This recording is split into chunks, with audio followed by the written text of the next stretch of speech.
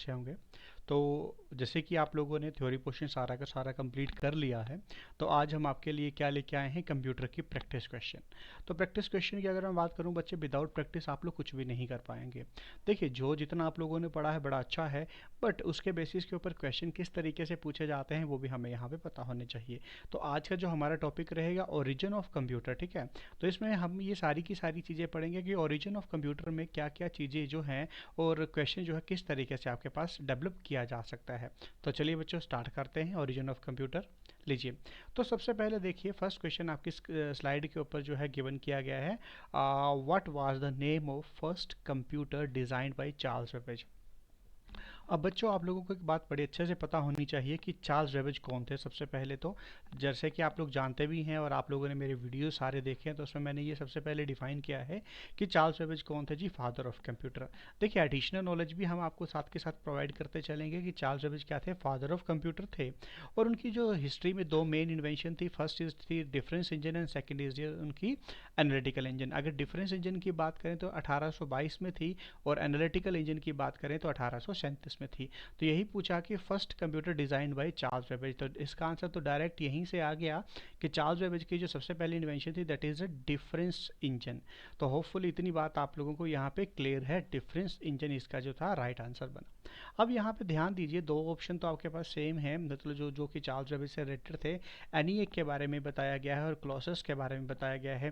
तो आप लोग थोड़ा सोच के भी आप लोग कटिंग कर सकते थे कि क्लॉसेस के नाम से तो कोई कंप्यूटर था ही नहीं, और एनीएक एक कंप्यूटर था, जिसके बारे में आगे भी आपके पास काफ़ी क्वेश्चन जो है पूछे जाएंगे, जिसके बारे में पहले पहले भी काफ़ी बार आप लोगों को बताया है ना। चलिए स्टार्ट करते हैं। अब सेकंड क्वेश्चन देखते हैं, which was the first electronic digital programmable computing device. ध्यान दीजिए, अब यहाँ पे पूछा गया है कि first electronic programmable computing device के बारे में बताना है। तो अब आप लोगों को इतनी बात तो क्लियर है कि यहाँ पे देखें कि analytical engine, difference engine, clauses and ENIAC. तो पिछला जो क्वेश्चन था, वो जो क्वेश्चन है और ये जो क्वेश्चन है, उसमें ऑप्शन जो है बिल्कुल सेम है। ऑप्शन जो है बिल्कुल सेम है, सिर्फ स्टेटमेंट जो है चेंज हो गई है। अब यहाँ पे अगर बात करें डिफरेंस इंजन और एनालिटिकल इंजन की, तो ये दोनों के दोनों चीज़ें क्या हैं, आप लोगों को पता है, ये दोनों के दोनों क्या हैं, चार्ल्स बेबेज की आपके पास इन्वेंशन थी। यहाँ पे first electronic digital programmable computing device की बात करी है, तो ऑब्वियस है इन दोनों में तो ये तो दोनों आंसर नहीं बनेंगे, या तो आंसर क्लॉसेस होगा या फिर एनीक होगा। तो आपको पता है कि क्लॉसेस नाम का तो कुछ था ही नहीं, तो इस वजह से डायरेक्ट आंसर क्या गया, एनीक। आंसर क्या गया, एनीक। ठीक है। तो एनीक के बारे में हम और भी डिटेल में भी आगे पढ़ेंगे, क्योंकि एनीक के बारे में हर बारी कुछ ना कुछ क्वेश्चन आप लोगों से पूछा ही जाएगा। क्योंकि एनीक का फुल फॉर्म क्या है, एनीक के डेवलपर कौन है, ये क्वेश्चन आपसे पूछे ही जाएंगे। तो इसको भी हम साथ के साथ अभी आपके साथ डिस्कस कर लेंगे। चलिए, तो आगे इसको भी डिस्कस करते हैं। लीजिए, तो थर्ड क्वेश्चन देखते हैं, एडसेक की अगर हम बात करें, तो एडसेक की अगर हम बात करें तो सबसे पहले डायरेक्ट क्वेश्चन आपसे पूछा गया कि एडसेक स्टैंड फॉर, एडसेक का फुल फॉर्म क्या है। तो अगर यहाँ पे बात करिए करते हैं तो electronic delay storage automatic calculator, electronic delay storage automatic computer, या इलेक्ट्रॉनिक डेटा। अब देखिए बच्चों, अगर आप लोगों ने पढ़ा है तो आप लोगों को इतनी बात तो याद है कि जब भी एडसेक वर्ड आता है तो यहाँ पे ई तो सभी में सेम आएगा, इलेक्ट्रॉनिक डी में फ़र्क होगा, D stand for delay, D stand for delay. तो देखिए, दो ऑप्शन में तो पता है कि डिले डिले है, पर ये सी और डी ऑप्शन तो डायरेक्ट आप लोग यहीं से भी काट सकते थे, क्योंकि यहाँ पे डेटा डेटा वर्ड था, तो सी ऑप्शन और डी ऑप्शन तो कभी आंसर नहीं बनेंगे। आंसर कौन सा बनेगा, ए या फिर बी ऑप्शन में। अगर यहाँ पे बात करी जाए ए और बी में क्या डिफरेंस है, तो ए और बी में डिफरेंस क्या है, डिले स्टोरेज ऑटोमेटिक कैलकुलेटर और डिले स्टोरेज ऑटोमेटिक कंप्यूटर। सिर्फ आखिरी वर्ड सी का यहाँ पे फ़र्क है, जो हम लोग देख रहे हैं कि कैलकुलेटर यहाँ पे गिवन और यहाँ पे क्या है, कंप्यूटर जो है गिवन है। तो इन दोनों में अगर आपको स्ट्रेट फॉरवर्ड ये याद होना चाहिए कि कैलकुलेटर होगा या फिर कंप्यूटर होगा, तो अगर यहाँ पे आपको याद है तो इसका आंसर क्या आएगा, कैलकुलेटर। ए ऑप्शन इसका जो है राइट आंसर बनेगा, electronic delay storage automatic calculator, ना कि कंप्यूटर। तो इस वजह से आंसर क्या गया बच्चों, सी ऑप्शन। ये अक्सर छोटी सी एक कन्फ्यूजन रहती है बच्चों में, जो कि बार बार एग्जामिनर यहाँ पे इस ऑप्शन को देता है और कैलकुलेटर और कंप्यूटर में बच्चों को अक्सर उलझा देता है। तो आप उलझेंगे नहीं, आप लोग बड़े आसानी तरीके से इनको याद रखते हुए चलेंगे। होपफुली बात क्लियर है। चलिए नेक्स्ट क्वेश्चन की तरफ बढ़ते हैं। अगर नेक्स्ट क्वेश्चन को देखा जाए तो नेक्स्ट क्वेश्चन में देखिए फिर से आपके पास डायरेक्ट क्वेश्चन जो है पूछा गया है, डायरेक्ट यहाँ पे फुल फॉर्म जो है पूछी गई है। तो अगर मैं फोर्थ क्वेश्चन की बात करूँ तो क्वेश्चन में क्या है, एडवेक का फुल फॉर्म आप लोगों से पूछा गया है। एडवेक स्टैंड फॉर, ठीक है, एडवेक की अगर हम बात करें तो electronic discrete variable automatic computer. तो आपको पता है यहाँ पे D stand for discrete, D का मीनिंग क्या होगा, डिस्क्रीट होगा बच्चों। तो दो ऑप्शन सी और डी फिर से आप लोग यहाँ पे काट सकते हैं। तो दो ऑप्शन आपके पास बचे ए और बी। तो डिस्क्रीट वेरिएबल ऑटोमेटिक कैलकुलेटर और डिस्क्रीट वेरिएबल ऑटोमेटिक कंप्यूटर।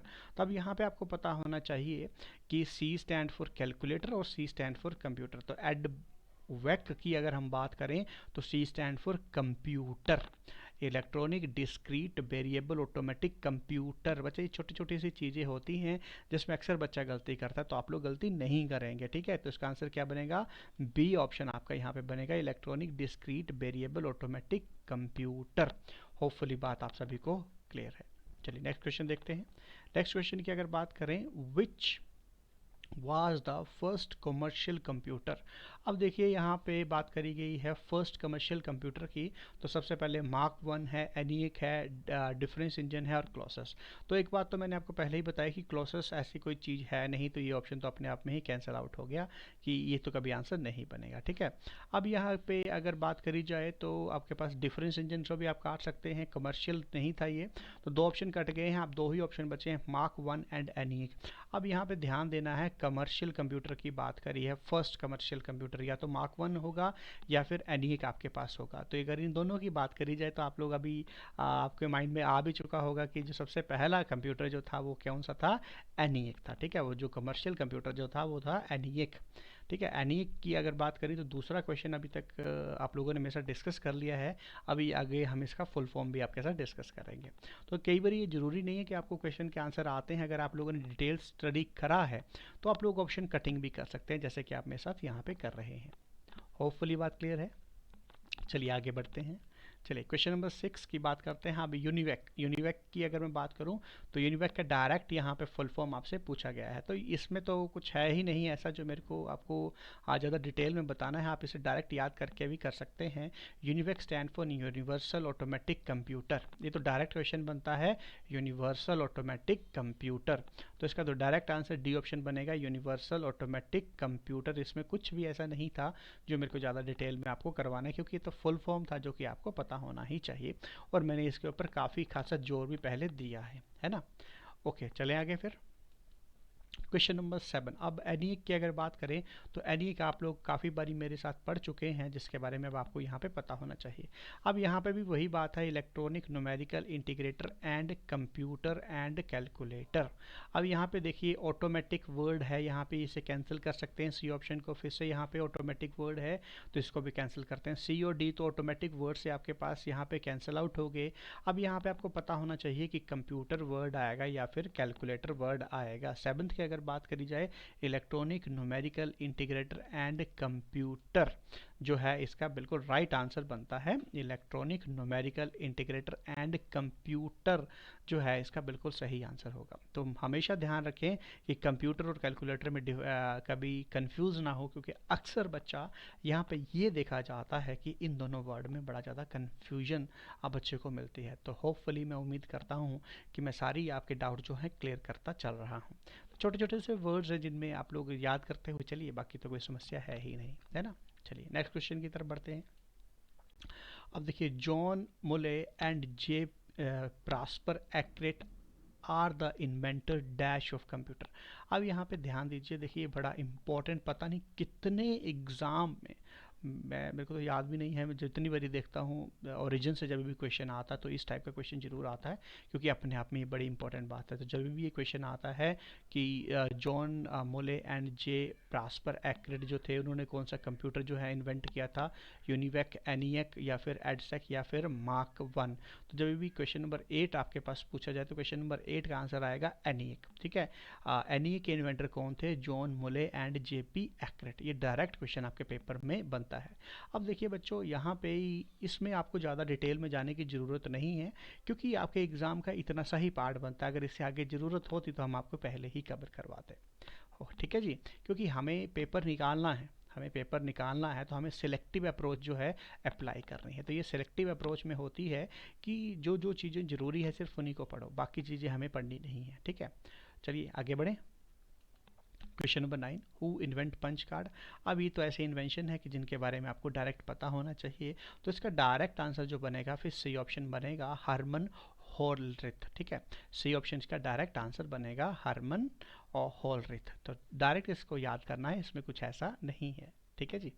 चलिए क्वेश्चन नंबर 10 की अगर बात करें, क्वेश्चन नंबर 10 में अब ये क्वेश्चन जो है अपने आप में इतना इंपॉर्टेंट भी नहीं है, बट एक बार एग्जाम में देखा गया है तो मैं आपके लिए इंट्रोड्यूस करवा दिया है। देखिए, in the late dash Herman Hollerith invented data storage punch card that could then be read by machine. अब देखो यहाँ पे आपसे ईयर पूछा है, ईयर जो है कभी भी बच्चों आप जितना मर्जी कोशिश करके जाइए, याद करना थोड़े से टफ होते हैं क्योंकि हमारे पास और भी काफ़ी सिलेबस है और भी काफ़ी हमारे पास सब्जेक्ट्स होते हैं। तो मैं कभी आपको ये नहीं बोलूँगा कि हर का ईयर आप लोग याद करके जाओ, बस कुछ एक चीज़ें जो कॉमन होती हैं वो पढ़ के जरूर जाओ। क्योंकि जैसे ये हरमन होरलिथ के बारे में है तो इसका आंसर डायरेक्ट 80 60 1900 80 90 या फिर 1880। तो जब भी आपके पास इस टाइप का कोई क्वेश्चन आता है तो कुछ एक चीज़ों को आप लोगों को याद करना ही पड़ेगा। तो इसका आंसर जो है आपको 1890 जो है मिलेगा। तो इनके ऊपर ज़्यादा हमें टाइम वेस्ट नहीं करना है, हमें सिर्फ जो वही क्वेश्चन रिपीट करने हैं जो एग्जामिनर ने हमसे पूछे हैं। क्योंकि अगर मैं बात करूं तो ये हर बार रिपीटेड फॉर्म में ही आते हैं, नया कुछ नहीं यहाँ पे आता है। तो इसलिए इसको आप मार्क करके चलिएगा कि 1890 आपको याद होना चाहिए। ठीक है, चलिए नेक्स्ट बात करते हैं। अब ये अपने आप में ही बड़ा इंपॉर्टेंट क्वेश्चन है, और which electronic component are used in first generation computer. कि फर्स्ट जनरेशन कंप्यूटर में सबसे पहला जो आपके पास कंपोनेंट था वो कौन सा था? Integrated circuit, vacuum tube, VLSI and ULSI. तो अगर यहाँ पे बात करी जाए तो आपको यहाँ पे सारी बातें क्लियर हैं बच्चों कि फर्स्ट जनरेशन कंप्यूटर में सबसे पहला कौन सा आप लोगों ने इलेक्ट्रॉनिक कंपोनेंट यूज़ किया था? That is vacuum tube. आपको पता है वैक्यूम ट्यूब का साइज़ अपने आप में क्या था? काफ़ी बड़ा था, इस वजह से उनका साइज़ भी अपने आप में क्या था? आप फर्स्ट जनरेशन के कंप्यूटर का काफ़ी ज़्यादा बड़ा था, just because of vacuum tube. अब V L S I, U L S I और इंटीग्रेटेड सर्किट ये अपने आप में ही सेकंड, थर्ड या फोर्थ जनरेशन में यूज़ हुए हैं। तो इनके ऊपर भी किस तरीके से क्वेश्चन पूछा जाएगा वो भी साथ के साथ अभी हम लोग डिस्कस करेंगे। चलिए तो क्वेश्चन नंबर 12 की तरफ बढ़ते हैं। ठीक है, क्वेश्चन नंबर 12 की तरफ हम लोग बढ़ते हैं। Which electronic component are use in second generation. तो वैक्यूम ट्यूब को किसने रिप्लेस किया था बच्चों? आपको बड़े अच्छे से याद होगा, जनरेशन ऑफ कंप्यूटर में मैंने ये भी करवाया है। तो आपको याद है कि अगर हम बात करें सेकंड जनरेशन में वैक्यूम ट्यूब को रिप्लेस किया था ट्रांजिस्टर ने। वैक्यूम ट्यूब को किसने रिप्लेस किया था? ट्रांजिस्टर ने। इस वजह से उनका साइज़ क्या हो गया था? छोटा हो गया था। तो आंसर क्या बन गया? D option, transistor. ठीक है, नेक्स्ट अगर बात करी जाए थर्ड जनरेशन में, अब ये क्वेश्चन पूछा गया है which electronic component are use in third generation computer. Direct question बनते हैं आपके पेपर में। तो थर्ड जनरेशन की अगर बात करी जाए तो सबसे पहले वैक्यूम ट्यूब हो गया है, इंटीग्रेटेड सर्किट आपके लोगों ने पढ़ लिया, सॉरी वैक्यूम ट्यूब आप लोगों ने पढ़ लिया था। ठीक है, तो अब थर्ड जनरेशन की बात करें, ट्रांजिस्टर आप लोगों ने पढ़ा था। तो ट्रांजिस्टर को रिप्लेस किसने किया था? आईसी ने। तो इंटीग्रेटेड सर्किट जो था इसका आंसर बनेगा। थर्ड जनरेशन में आपने क्या किया था? इंटीग्रेटेड सर्किट आप लोगों ने यहाँ पे किया था। ठीक है, तो answer C, A option. Question number 14 की अगर बात करी जाए, 14 में अगर बात करी जाए तो 14 में देखिए फर्स्ट सेकंड तो आंसर नहीं बनेगा, अब इन दोनों में से आंसर बनेगा वी एल एस आई। तो very large scale integration, very large scale integration भी आता है या फिर इंटीग्रेटेड सर्किट भी कई बुक्स में लिखा हुआ है। तो फोर्थ जनरेशन में we L S I micro processor आप लोगों ने यहाँ पे यूज़ किए थे। ठीक है, और फिफ्थ जनरेशन में ऑब्वियसली कौन सा होगा? You L S I, ultra large scale integration. ठीक है, तो आगे फिफ्थ जनरेशन की बात करें तो अब आपको तो डायरेक्ट यहाँ पे आंसर पता चल चुका है कि कौन सा कंपोनेंट था? You L S I component आप लोगों ने यहाँ पे यूज़ किया था। तो इसमें तो ज़्यादा टाइम आपको लगाना ही नहीं पड़ा। अगर चार और चीज़ें पता थी तो ऑब्वियस है पांचवी चीज़ जो बची है वही होगी, है ना। चलिए नेक्स्ट बात करते हैं। नेक्स्ट अगर बात करें, एनी कंप्यूटर बिलोंग टू, कौन सी जनरेशन में था? First generation, second generation, third generation और फोर्थ जनरेशन। अब इस क्वेश्चन का तो आंसर आप लोग वैसे भी दे सकते हैं क्योंकि इसके ऊपर एनी के ऊपर काफ़ी बड़ी क्वेश्चन अलग अलग तरीके से पूछा जा चुका है, तो अभी तक आपको आइडिया हो भी चुका होगा। एनी का जो था यूज़ था फर्स्ट जनरेशन कंप्यूटर में हुआ था। तो फर्स्ट जनरेशन कंप्यूटर इसका आंसर बनेगा। होपफुली बात क्लियर है। चलिए नेक्स्ट अगर बात करें वी एल एस आई, अभी मैंने इसका फुल फॉर्म आपको बताया है। इसका फुल फॉर्म क्या था? Very large scale integration. Very large scale integration. देखो स्टोरेज स्टोरेज वर्ड तो पहले ही कट गए। अब यहाँ पे इंटीग्रेटर और इंटीग्रेशन, तो आपको पता है इंटीग्रेटर तो वर्ड था ही नहीं, इंटीग्रेशन था, तो इसका डायरेक्ट आंसर क्या आ जाता, 17th का सी ऑप्शन यहाँ पे आंसर बन गया। होपफुली बात आप लोगों को क्लियर है। आगे यूएलएसआई, तो यूएलएसआई में भी आप स्टोरेज वर्ड काट दीजिए, इंटीग्रेशन ही आएगा, इंटीग्रेटर नहीं आएगा, तो अल्ट्रा लार्ज स्केल इंटीग्रेशन, तो इसका आंसर भी क्या बन गया, बी ऑप्शन यहाँ पे बन गया। तो आप लोग ये भी सीख रहे हैं कि कटिंग बच्चों हम लोग किस हिसाब से यहाँ पे कर रहे हैं। सबसे ज़रूरी बात होती है चीज़ों को कट करना। ये ज़रूरी कभी नहीं होगा कि आपको सारी चीज़ें आती हैं। एग्ज़ाम में कभी भी किसी को सारा चीज़ें नहीं आती, सिर्फ अगर आपको कटिंग करने आती है तो आप लोग अच्छे से कर सकते हैं। ठीक है जी। नेक्स्ट बात करते हैं, dash is used as a programming language in first generation computer, Fortran, COBOL, BASIC और मशीन लैंग्वेज। अब देखो बच्चों 19 की अगर बात करूं तो ये आपके पास बड़ा एक सिंपल सा क्वेश्चन है जो कि पेपर में पूछा भी गया है। तो लैंग्वेजेस भी आप लोगों ने मेरे साथ पढ़ी हैं, तो अगर आपको याद है तो इसका आंसर क्या बनेगा, बेसिक जो थी आपके पास प्रोग्रामिंग लैंग्वेज में हम लोगों ने फर्स्ट जनरेशन में यूज़ करी थी। तो अगर इसके साथ हम बात करें तो आज की स्लाइड का ये आखिरी क्वेश्चन है 20th। Fortran stand for, Fortran stand की अगर हम बात करें तो फोर्ट्रेन का फुल फॉर्म क्या होता है, फॉर्मूला ट्रांसलेशन। फॉर्मूला ट्रांसलेशन, इसका तो डायरेक्ट ही याद करना था, इसमें तो कुछ ऐसा नहीं था। तो Fortran stand for formula translation. Hopefully बात आप लोगों को क्लियर है। ठीक है, तो इस लेक्चर में अभी तक हमने 20 क्वेश्चन जो है डिस्कस आपके साथ किए हैं।